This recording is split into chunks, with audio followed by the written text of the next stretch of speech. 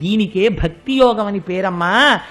అది పరిపుష్టమవడానికి లోపల ఉండి సాక్షిగా ఉన్నటువంటి పరమాత్మ దర్శనానికి ఈ భక్తి యోగాన్ని అవలంబించాలి. ఈ భక్తితో ప్రారంభమై భోగముల యొక్క విరక్తి అనబడేటటువంటి వైరాగ్య సంపద కలిసి జ్ఞానమై అంతటా కృష్ణ దర్శనము చేసే స్థితిని పొందిన నాడు వాడు మోక్షమును పొందుతున్నాడు. లేనినాడు ఏమైపోతున్నాడో తెలుసా అమ్మా? వాడు మళ్ళీ ఇక్కడ ఇంత కష్టపడి శరీరం వదిలి అన్ని యాతనలు పడి మళ్ళీ ఒక పురుషుడి యొక్క వీర్యమునందు ప్రవేశించి ఒక స్త్రీ రేతస్సుతో కలుస్తున్నాడు. కలిసి ఎంత చిత్రం అవుతుందంటే 5 రాత్రుల తర్వాత వాడు స్త్రీ యొక్క యోనియందు బుడగగా మారుతాడు. ఎంత బాధలు పడతాడో ఆలోచించు. ఒక బుడగవుతాడు, అందులో పడి పుల్లటి కంపులో పడుంటాడు. ఆ తర్వాత 10 రాత్రుల తర్వాత ఒక రేగుపండులాగా రేగుపండంత వాడవుతాడు. 1 నెల పూర్తయ్యేసరికి తల ఏర్పడుతుంది, కింద ఏమీ ఉండదు, వేలాడుతుంటుంది అంతే.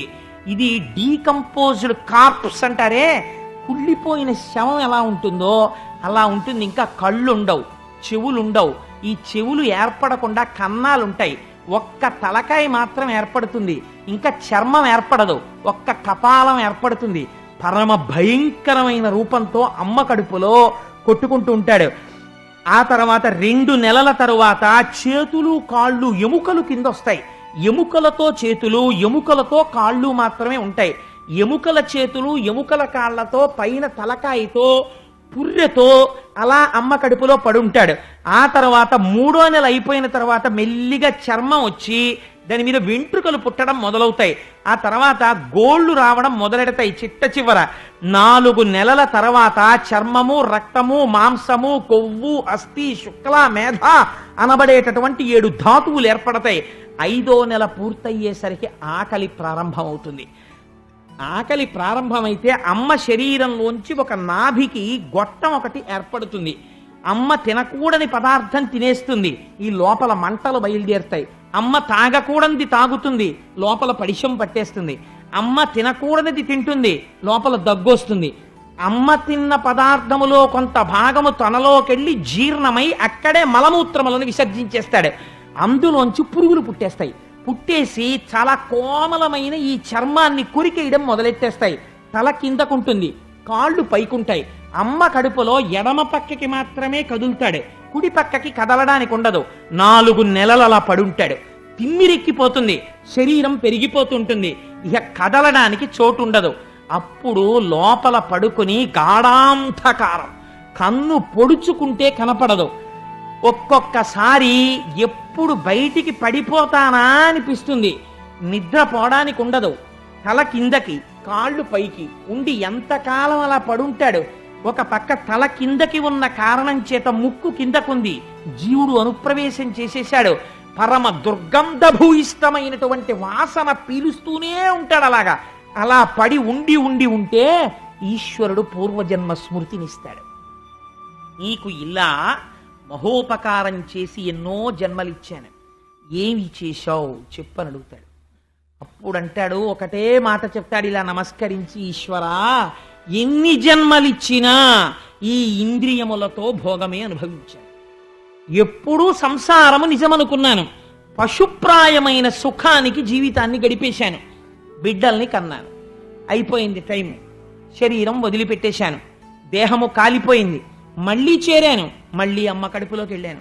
పునరపి జననం పునరపి మరణం పునరపి జనని జఠరే శయనం ఇహ సంసారే బహుదుస్తారే కృపయా పారే పాహి మురారే అని అడుగుతాడు. అప్పుడు అయ్యా, ఈ ఒక్కసారికి కృప చెయ్యి, బయటికి తోసేసేయి. అనుగ్రహించావా, బయటికి వెళ్ళి నీ పాదాల వింద సంసేవనం చేసుకుని తరించిపోతాను, తోసేయవయ్యా అంటాడు. అంటే అప్పుడు ప్రసూతివాయు రూపంలో స్వామి కాళ్ళని బయటికి తోయడం మొదలెడతాడు. మీరు చూడండి, కాళ్ళని పట్టుకు బయటికి తోసేస్తుంటే, నేను భాగవతం చెప్తున్నాను కాబట్టి చెప్తున్నాను, పరమ ఇరుకైనటువంటి అమ్మ యోని గుండా బయటికి త్రోయబడినప్పుడు మొట్టమొదట తల బయటికి వచ్చేస్తుంది. వచ్చేసి శరీరం లోపల ఉండిపోతుంది.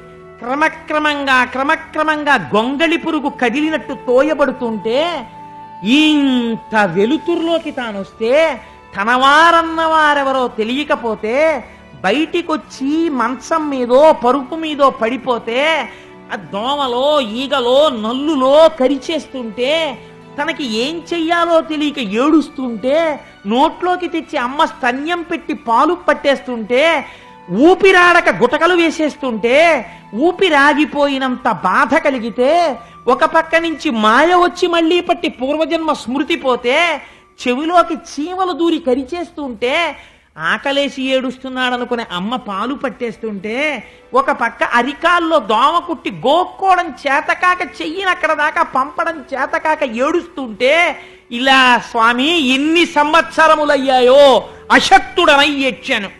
అయిపోయింది, ఏదో పెరిగాను, పెద్దవాణ్ణి అయ్యాను, ఇంతపాటి యవ్వనం వచ్చింది, ఒంట్లో ఓపికండి ఈశ్వర కైంకర్యం చెయ్యగలిగిన సమయం అంటూ ఏదైనా ఉంటే అదొక్కటే. మళ్ళీ వృద్ధాప్యం వచ్చేసిందా? వచ్చేస్తుంది, కాలగతిలో నిర్దాక్షిణ్యంగా వస్తుంది. వెళ్ళలేను, కూర్చోలేను, వినలేను, చూడలేను, ప్రార్థన చెయ్యలేను, ఒక నామము చెప్పలేను, అలా పడుంటాను. ఈ పాటి యవ్వనం వచ్చేటప్పటికా ఓపికండగా ఎన్ని తుంటరి మాటలో. నారీస్తనభర నాభీదేశం దృష్ట్వా మాగా మోహావేశం ఏతత్మాంసవసాది వికారం మనసి విచింత్య వారం వారం. కేవలం ప్రకృతి వేరొక చోట 2 చోట్ల మారింది. స్త్రీ శరీరమునందు పైన 2 చోట్ల పైకి ఉబికింది, అధోభాగమునందు లోపలికి వెళ్ళింది. ఈ పాటి వికారానికి వెర్రివాడవై తిరిగి నీ యవ్వనమంతా నాశనం చేసుకున్నావు. మళ్ళీ ప్రారంభం. లేదా ఉన్న ఓపికంతా సంపాదనకి తిరిగావు. సంపాదించకూడదని అనలేదు ధర్మశాస్త్రం, కానీ వెర్రి సంపాదనకి తిరిగావు. మళ్ళీ మొదలు. ఎక్కడ పుడతావో అమ్మా. జీవులు ఇలా తిరుగుతున్నారు. ప్రయత్నపూర్వకంగా భక్తి యోగమును అనుష్ఠానము చెయ్యాలి. చేత కాకపోతే కనీసము శ్రవణము చెయ్యడం మొదలు పెట్టాలి. వెళ్ళి అసలు నా జీవితమేమి, నేను ఎక్కడ నుంచి వచ్చాను, నా బ్రతుకేమి అన్నది తెలుసుకోవాలి. తెలుసుకోకపోతే ఎప్పటికీ మోహమునందు పడిపోయి ఉంటాడమ్మా.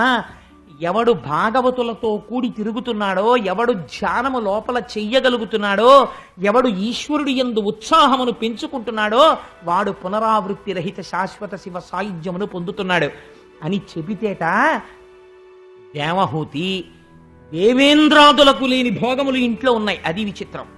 అన్ని భోగములను తిరస్కరించి ఒంటికి బట్ట నిలువుగా కట్టుకున్నానా అడ్డంగా కట్టుకున్నానా అన్నది మరిచిపోయినది అన్నారు. అలా శ్రీకృష్ణ పరమాత్మని హృదయమునందు నిలిపి ధ్యానము చేయగా చేయగా ఒకనాటికి గీత చెప్పి కపిల భగవానుడు వెళ్ళిపోయాడు.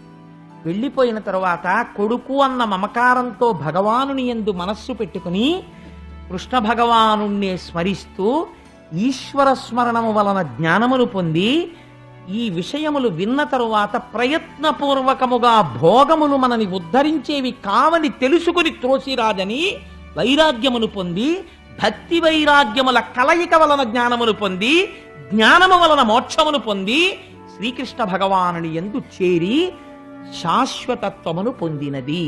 ఇది జీవులందరూ విని ఉద్ధరించబడవలసిన మహోత్కృష్టమైన గాథ. కాబట్టి ఇప్పుడు దేవహూతి కర్దమ ప్రజాపతి గృహస్థాశ్రమంలోకి వచ్చి తరించారా లేదా? ఇద్దరూ తరించారు. ఇది మొదటి వివాహం. అందరూ గృహస్థాశ్రమంలో ఉన్న వాళ్ళు అలా తరించడానికి వైరాగ్యం అంటే ఏమిటో, జ్ఞానం అంటే ఏమిటో, భక్తి అంటే ఏమిటో, సృష్టి ఎలా జరిగిందో చెప్పినటువంటి మహోత్కృష్టమైన గాథ. ఆ ధ్యానం ఎలా చేయాలో చెప్పిన గాథ కనుక దీన్ని పరమోత్కృష్టమైన గాథగా భాగవతంలో చెప్తారు. ఎవరో తప్ప మహాపుణ్యం ఉంటే తప్ప భాగవత శ్రవణం చెయ్యరండి అంటారు. కారణం ఎందుకో తెలుసా అండి? వైరాగ్యం రావడానికి కావలసిన సంపత్తిని, భక్తి ఎలా ఉండాలో చెప్పే మార్గాన్ని, జ్ఞానము ఎందుకు కలుగుతుందో మార్గాన్ని నిర్దేశనం చేసేటటువంటి పరమోత్కృష్టమైన ఆఖ్యానములను రచించి ఉన్నారు. అటువంటి గాథ ఇవాళ ఈశ్వరానుగ్రహంగా చెప్పబడింది. మనం చక్కగా ఒక్కసారి కృష్ణనామం చెప్పి బయలుదేరదాం. ఇంత విన్న తర్వాత కూడా కృష్ణనామం చెప్పడం బరువైపోతే ఇంకంతకన్నా మాయ ప్రపంచంలో వేరొకటి లేదు. అందుచేత మనం ఆ నామం చెప్పుకొని ఈశ్వరుడు నామం చెప్పగలిగిన ఓపిక ఇచ్చినటువంటి వయస్సు కదా. అందుకని కాలగతిలో చెప్పేశాడు కదా కపిలుడు. వెళ్ళిపోతుందా ఓపిక?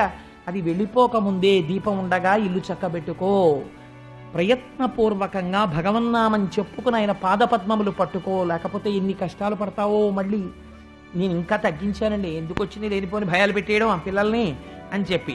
అందుచేత అంత అద్భుతంగా ఉంటుంది కపిల గీత అంటే. ఒకసారి మీరు రుచి మరిగితే మీరే చూస్తారు దాన్ని. ఎవరికి ఈశ్వరానుగ్రహం ఉంటుందో వారు ఆ వైరాగ్య సంపత్తిని తెలుసుకునే మెథడాలజీ అలవాటైందనుకోండి, అది లోపల చక్ మొదలు పెడతారు. వాళ్ళు ఖచ్చితంగా కైవల్యాన్ని పొందుతారు.